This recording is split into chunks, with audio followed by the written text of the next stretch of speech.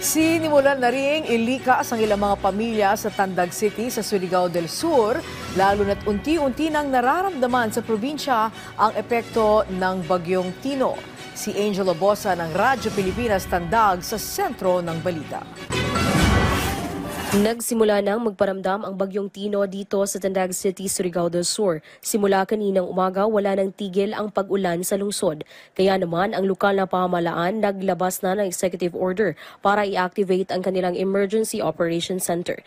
Epektibo na rin simula pa kahapon ang No Sail and No Sea River Activities Policy sa lungsod.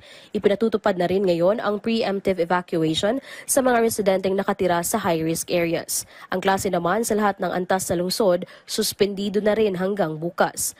Pagtitiyak ng City Disaster Risk Reduction and Management Office, nakamonitor sila sa lagay ng panahon para matiyak ang kaligtasan ng mga residente. Paalala pa ng lokal na pamahalaan, huwag magpapakampante lalo na sa mga lugar na madalas bahain at sumunod sa mga inilalabas na abiso ng pamahalaan sa kanilang mga official social media page.